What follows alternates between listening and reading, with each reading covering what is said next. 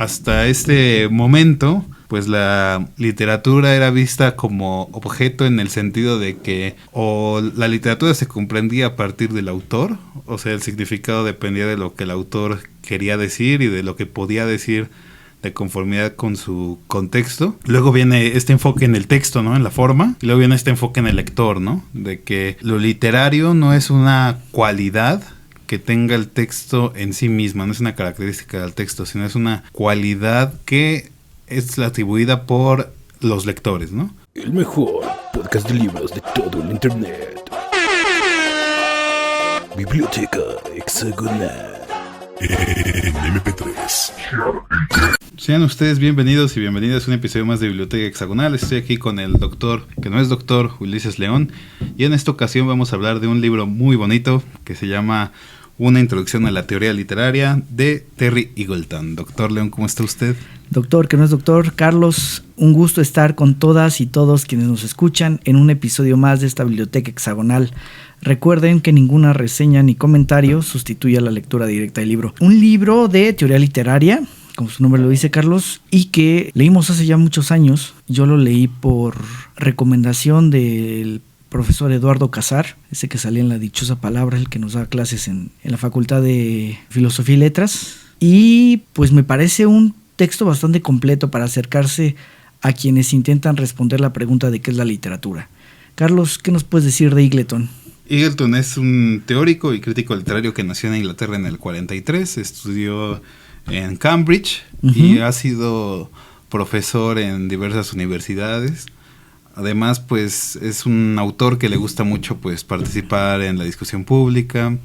Es un autor también que tuvo una formación en un hogar católico, entonces por ahí también está un poco influidas sus ideas, pero en general no he leído nada más de él, pero creo que, como bien dices, este es un libro bueno para acercarse a este tipo de temas y sobre todo si tienes este tipo de inquietudes, ¿no? Es un libro que ya es relativamente viejo porque se publicó por primera vez en el 83, entonces ya tiene sus añitos, pero en general creo que sigue siendo vigente para este propósito, ¿no? No somos especialistas, entonces no estamos necesariamente obligados a estar actualizados. Exacto, actualizados. Ajá, al día por hoy en la discusión académica respecto a estos temas, pero ese es el punto, ¿no? Claro, pues vamos a empezar, ¿cómo ves? Sí, claro. Si quieres, arranco yo. Adelante. Pues al principio, como en todas estas cosas, Eagleton empieza por una pregunta que parece ser muy simple, ¿no? ¿Qué es la literatura? Uh-huh. Y es de estas preguntas que a todos nos pasa cuando estudiamos algo, que siempre nos dicen, bueno, pues primero vamos a definir nuestro objeto de estudio, ¿no? Y entonces es como, bueno, ¿qué es la política? ¿Qué es el derecho? ¿Qué es la economía? Y cuando te das cuenta, ese es el problema que ninguna puta disciplina jamás ha resuelto, ¿no? Sí. Y este es precisamente ese caso, ¿no? Y entonces empieza Eagleton diciendo, bueno, que las definiciones clásicas tienen que ver más con la separación o la distinción entre ficción y realidad, ¿no? De ahí que haya géneros que sean miméticos, en el sentido de que buscan emular la realidad y con ello buscar ser verosímiles, y los géneros no miméticos, ¿no? Que no necesariamente se emparentan a no necesariamente buscan emular la realidad. En ese sentido, pues, vamos a hablar de ciencia ficción y bla, bla, bla, ¿no? Y de ahí, pues, ya viene, digamos, la primera irrupción que podríamos decir. Digo, antes de que pase el tema a otro tema, ¿sí? En esta idea tradicional de la ficción, de definir a la literatura como lo que es ficticio, lo que es producto de la imaginación, puramente inventiva. Él dice, más bien da algunos argumentos de por qué él considera que no. Mejor dicho, ejemplos, ¿no? Que vienen como a desbaratar o a poner en entredicho esta idea. Por ejemplo, los ensayos de Orwell, ¿no? Algunos sermones, algunos textos filosóficos que al día de hoy los consideremos como literatura, ¿no? O que por el simple paso del tiempo en su momento fueron escritos no como ficción, pero que ahora sí pasarían como ficción, ¿no? Por ejemplo, me estaba acordando de este libro de que cita mucho Borges, el de Historia Natural de Plinio el Viejo, ¿no? Ajá. Donde él dice que sí existía, por ejemplo, esta criatura, estas serpientes de 2 cabezas, creo que se llamaba, está el basilisco, ¿no? La anfisbaena, ¿no? Uh-huh. Y que en ese tiempo se creían como algo que realmente existía. Sí. Y difícilmente la gente a la que le hubieras preguntado en esa época si era ficción te hubieran dicho que no. Sí, seguramente tú tendrás más ejemplos, ¿no? Y como algo que en ese momento no se considera ficticio, ahora sí lo es, ¿no? Y esta definición de ficción, pues hay una muy clásica creo que es una canónica, que es la de E.M. Foster. Cuando define la novela dice: novela es toda obra de ficción que rebasa tanta extensión, ¿no? Uh-huh. Entonces creo que ahí viene todavía hay está muy arraigada todavía esta idea de asociar a la literatura como ficción. Sí, y sí, tienes razón, es un ejemplo ese, y hay varios, ¿no? Por ejemplo, las discusiones canónicas, ¿no? De la iglesia, que pues en algún momento podrías decir son ficción o no, ¿no? Por ejemplo, que se las tomaban muy en serio, ¿no? Sí. La famosísima discusión bizantina de cuántos ángeles caben en la punta de un alfiler, nosotros diríamos, bueno, esto es un cuento de Borges, ¿no? Sí, claro. Pero era una discusión, pues, seria, sí. ¿no? Entre comillas, dentro de su parámetro de lo real, ¿no? Que eso también lo vamos a rescatar después con esto de la teoría de la recepción, pero es un buen apunte para saber por qué se desvanece esta distinción, ¿no? Uh-huh. Bueno, y ya digamos que ese es como el primer apartado, y te interrumpí cuando ibas a entrar al segundo. Iba a entrar al segundo, que es, al parecer, bueno, no sé tu opinión, pero es como al parecer el primer intento, digamos, moderno, entre comillas, serio y racional, ¿no? Científico, de saber, pues, qué es esto a lo que le llamamos literatura, que son los famosos formalistas rusos, ¿no? Que en realidad lo que intentan hacer es aplicar la lingüística, bueno, lo que era la lingüística en ese momento, a la literatura, ¿no? Uh-huh. Y parten de un hecho muy simple, entre comillas también, que es que en la literatura se hace un uso del lenguaje distinto del lenguaje cotidiano, ¿no? Uh-huh. Entonces, en términos generales, a los formalistas rusos, ahora sí, como lo dice el nombre, les interesa la forma, ¿no? Sí, una manera de violentar el lenguaje, ¿no? Que en términos lingüísticos es sobrepasar el significante, ¿no? Uh-huh, sí. De lo que se dan cuenta los rusos es precisamente de eso, ¿no? De que la literatura se caracteriza por un uso peculiar del lenguaje, como dices. Sí, que hay varios ejemplos, ¿no? Uh-huh. Quevedo, ¿no? Es hielo que quema, es fuego helado, ¿no? Por ejemplo, ¿no? Sí, de hecho da un ejemplo parecido Eagleton, ¿no? Que si vas en el camión y alguien te dice una frase parecida, pues dirías, esto es literario, ¿no? Ajá, o este güey está La loco. gente no habla así. Ajá. Sí, y sí, tuvo fuerza, ¿no? Fue un movimiento que también tuvo fuerza. No sé, quisiera pensar en algún ejemplo. Me parece que en literatura que fueran formalistas, no sé si podría ahí entrar el autor de Manhattan Transfer, John Dos Pasos. No sé si Joyce podría entrar ahí, André Bielí con Petersburgo.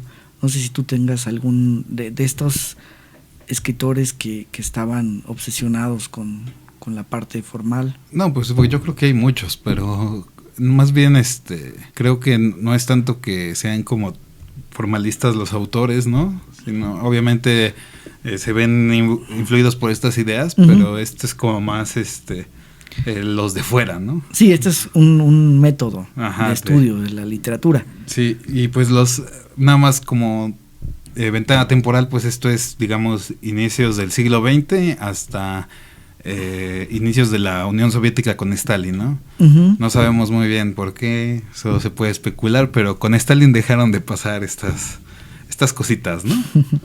Y bueno, ahora sí, no sé a qué parte quieras continuar. Bueno, pues otra manera de ver la literatura que presenta Eagleton es la literatura como ideología.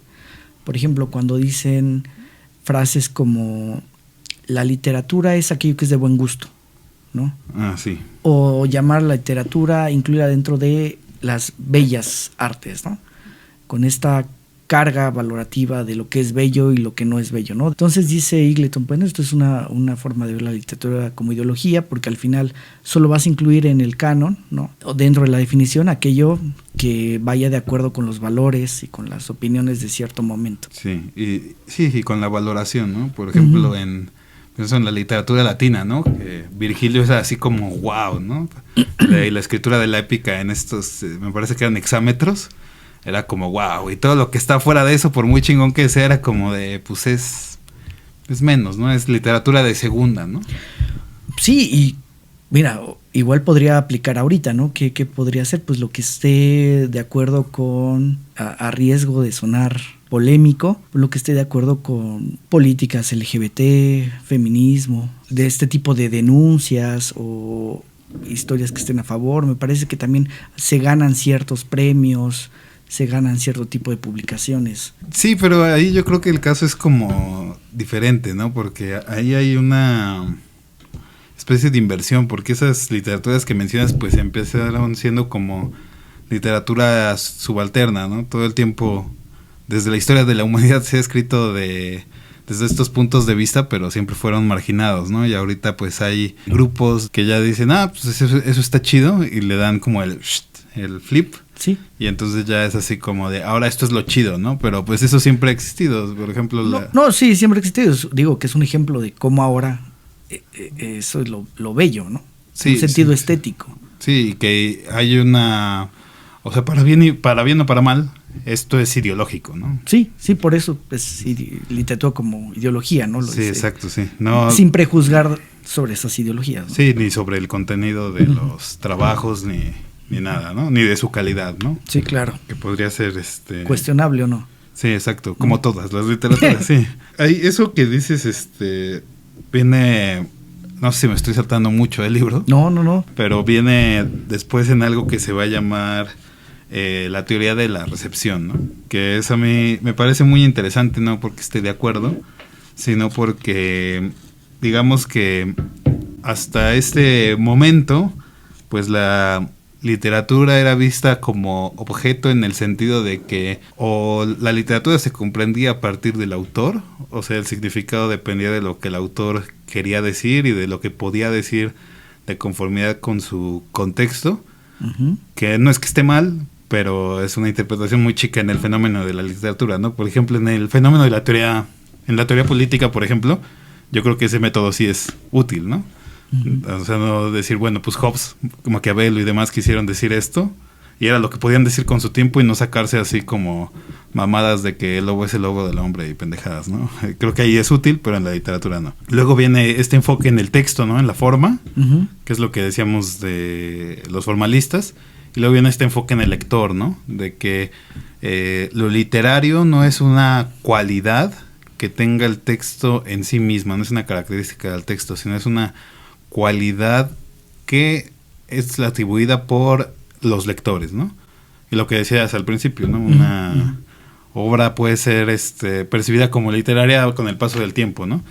Y entonces esta atribución de la cualidad de lo literario pues cambia por completo el sentido de qué es la literatura, ¿no? Sí, que en su extremo también lleva a relativizar la literatura, ¿no?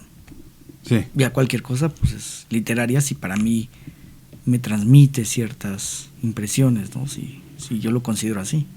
Sí, pero es más bueno, tiene que ver con es que hay varios existe esa teoría, pero pues hay varios ahí enfoques, ¿no? Por ejemplo, el estructuralismo y bla, bla, bla, que digamos como que lo matizan un poco, ¿no? O la influencia de la fenomenología, ¿no? Puede ser que subjetivamente si digas el leer el shampoo, pues es literatura, pero pues sí, socialmente también hay una cosa ahí importante, ¿no?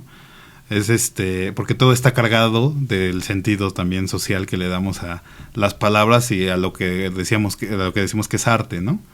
No, y necesariamente como todas las palabras y todo el lenguaje está cargado, pues socialmente no se puede, digamos, obviar esa parte, ¿no? Incluso la literatura cambia a través del tiempo, ¿no? Por ejemplo, el cuento de Borges, ¿no? El Pierre Menard, que es de un güey que un buen día dice, pues yo voy a escribir el Quijote otra vez, ¿no? Y entonces te comparte las dos, los dos fragmentos y son exactamente el mismo, ¿no? Pero ahí Borges se mama y dice, en el Quijote Cervantes quiso decir esto, pero en Pierre Menard en su Quijote quiso decir esto, que es de una sociedad moderna, bla, bla, bla. Es una muestra de este tipo de cambios, ¿no? Y bueno, yo creo que lo importante pues es, digamos, resumen, ¿no? Que podemos hacer de la historia de la teoría literaria, que es estos tres, ¿no? El enfoque en el autor, en el texto y el en el lector, ¿no? Sí. Y eso es, digamos, el resumen de Eagleton de todo esto, ¿no? Pero para Eagleton, todas estas teorías son de alguna forma incompletas, ¿no? O sea, aunque todas tengan su parte de razón, todas dejan, digamos, de lado a la otra parte, ¿no? Entonces él tiene una propuesta que a mí me pareció muy interesante cuando la leí, porque él intenta de alguna forma hacer una síntesis de estos tres grandes pilares, por así decirlo, ¿no? Pues él dice palabras más, palabras menos, porque esto, pues ya son mis notas y lo leí hace mucho tiempo, pero él dice, bueno, hay que rescatar la retórica, ¿no? Pero la retórica, digamos, clásica, ¿no? La retórica entendida como estudio del efecto que tienen los mensajes en el público receptor, ¿no?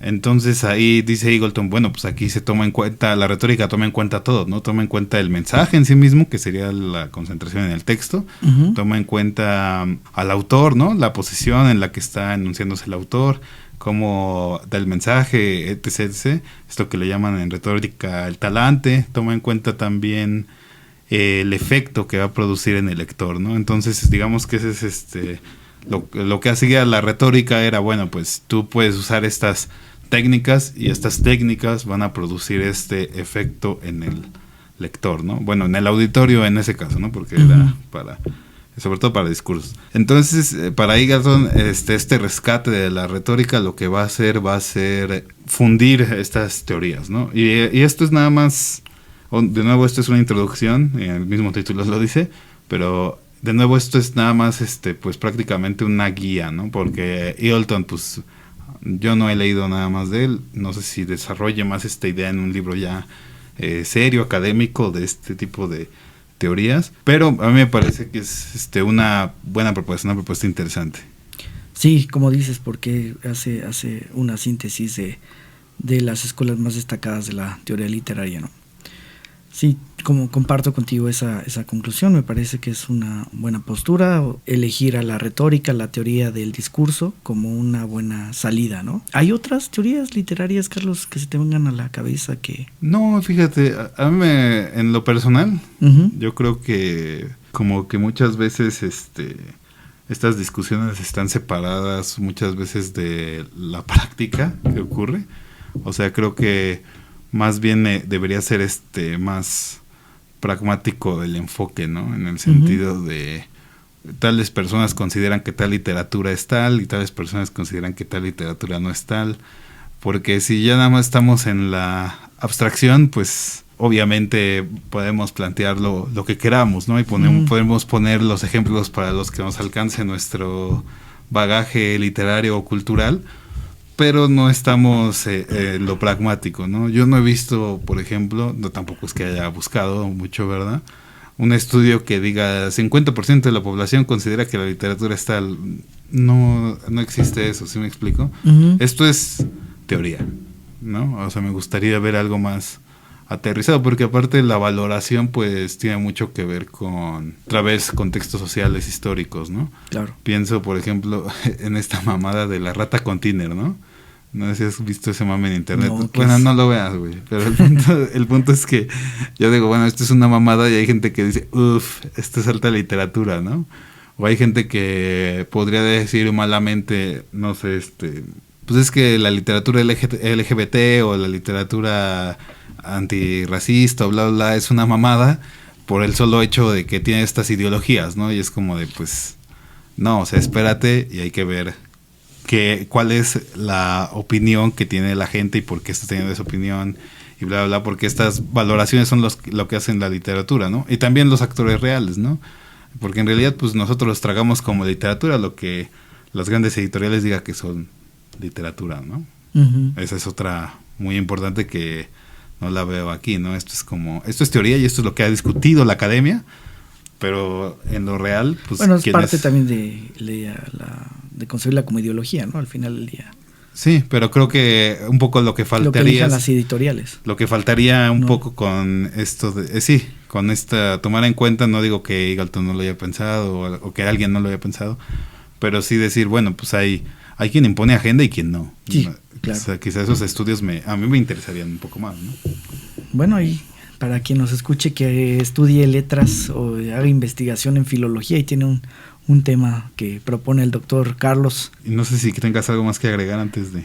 No, es que en realidad creo que esas 3 bloques que trata de presentar Eagleton los resumimos bien. Entonces me parece que es una como dijimos al inicio, es una aproximación para quienes estudian literatura.